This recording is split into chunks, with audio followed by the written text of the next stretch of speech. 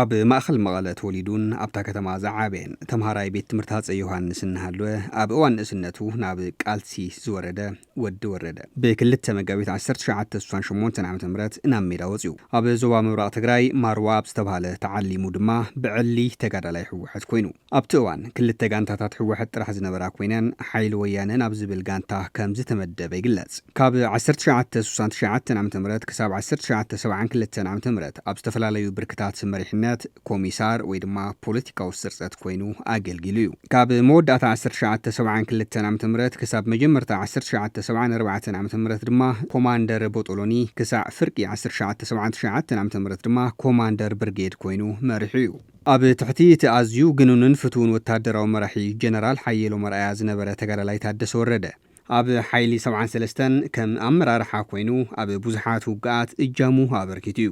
ኮማንደር ብርጌድ 43 ኮይኑ ድማ ኣብ ኤርትራ ወፍሪ ቀይሕ ኮኸብ ኣብ ዝነበረ ውግኣት ተሳቲፉ። ካብ ሜዳ ኤርትራ ድሕሪ ምምላሱ ድማ ዓዲ ጎዘሞ ዝበሃል ከባቢ ኣብ ዝተኻየደ ኣካል ስርሒ ተጋእዚ ዝኾነ መደናገር ውግእ ተባሂሉ ኣብ ዝፍለጥ ውግእ ብርጌዱ መሪሑ ተዋጊኡ። ኣብቶም ከም ሓደ ነጥቢ መቐይሮ ተገይሩ ዝውሰድ ምድምሳስ ኮራት 604 605 ውግእ ሽረ እውን ኣዛዚ ኮር ኮይኑ ኣዋጊኡ እዩ። እቲ ቃልሲ ዳርጋ ናብ ማእኸል ኢትዮጵያ ዘምርሓሉ እዋን ድማ ካብ 1979 ዓ.ም ጀሚሩ ብመሰረት ሓድሾ ወዳደባ ካብ ዝነበራ ሰለስተ እዝታት ሕወሓት ኣዛዚ ክንፊ ሓደ ኮይኑ መሪሑ ናብ ኣዲስ ኣበባ እውን ኣትዩ። ጉንቦት 1983 ዓ.ም ደርጊ ምስ ተደምሰሰ ኣዛዚ ደቡብ ምዕራብ ኮይኑ ኣብቲ ከባቢ ዝነበረ ፀጥታ ናይ ምርግጋዕ ወሰንቲ ዕማማት ሰሪሑ ተባሂሉ እውን ይነኣድ። ገለ እዝታት ምስ ተዓፀፋ ድማ ምክትል ኣዛዚ እዝ ምብራቕ ነይሩ። ኣብ 1987 ምትዕርራይ ምስ ተገበረ ድማ ሓላፊ ማእኸል መሰልጠኒ ኣዋሽ ኣርባ ብምዃን ተመዚዙ። ኣብ ኩናት ኢትዮ ኤርትራ ኣብ ግንባር ቡሬ ኣዛዚ ኮር ብምዃን ተሳቲፉ እዩ። ኣብቲ መወዳእታ ናይቲ ደማዊ ኩናት ኢትዮ ኤርትራ ምክትል ኣዛዚ ጠቕላላ ናይቲ ግንባር ብምዃን ይመርሕ ምንባሩ እውን ሰነዳት ይሕብሩ። ካብ 1994 ክሳብ 2005 ዓ.ም ሓላፊ ዋና መምርሒ ስልጠና ምክልኻል ሰራዊት ኢትዮጵያ ብምዃን ዘገልገለ ታደሰ ወረደ ካብ መወዳእታ 2003 ክሳብ 2004 ዓ.ም ድማ ንሓደ ዓመት ላዕለዋይ ተፀዋዒ ዓቃቢ ሰላም ኣብየ ደቡብ ሱዳን ኮይኑ ሰሪሑ።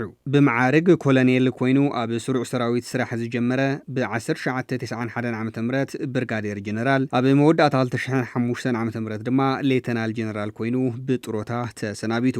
ኣብ እዋን ፅንተታዊ ኩናት ናብ መኸተ ኣዛዚ ፍሉይ ሓይሊ ድሓር ድማ ኣዛዚ ሰራዊት ትግራይ ኮይኑ ኣገልጊሉ እዩ።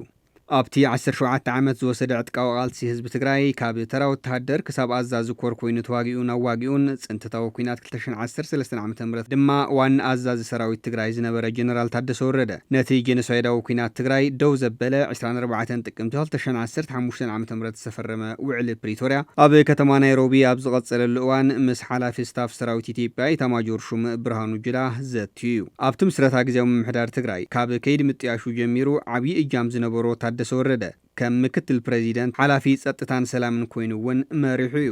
ኣብ ቀረባ እዋን ድማ ነቲ ወቕታዊ ወጥሪ ፖለቲካ ትግራይ ብዝምልከት ሰዓራይን ተሰዓራይን ዘይብሉ ኩነታት እዩ ክብል ተሰሚዑ እዩ። ንዝሓለፉ 2 ዓመታት ምክትል ፕሬዚደንት ግዜያዊ ምምሕዳር ትግራይን ሓላፊ ካቢኔ ሴክሬታርያት ሰላምን ፀጥታን ኮይኑ እናሰርሐ ዝፀንሐ ሌተናል ጀነራል ታደሰ ወረደ ካብ 30 መጋቢት 2017 ዓ.ም ጀሚሩ ፕሬዚደንት ግዜያዊ ምምሕዳር ትግራይ ኮይኑ ተሸይሞሎ። ኣብ ቃልሲ ህዝቢ ትግራይ ሩኡይ ቦታ ዘለዎ ጀነራል ታደሰ ወረደ ኣብ ወጥሪ ፖለቲካ ዘላ ትግራይ ኮይኑ እንታይ ኮን ይዕውት ይኸውን ዝብል ናይ ብዙሓት ሕቶ እዩ። ኣብታ ድሕረ ኩናት ቅልውላዊት ትርከብ ትግራይ ኣብ ኢድ ዕጡቓት ሓይልታት ዝርከብ ሰፋሕቲ ግዝኣታት ተመሊሱ ኣደዳ ቁርን ፀሓይን ኮይኑ ዝርከብ ልዕሊ 1 ሚልዮን ህዝቢ ናብ መረበቱ ይምልሶ ዶ ይኸውን ቀጻሊ ዕዮ እዩ።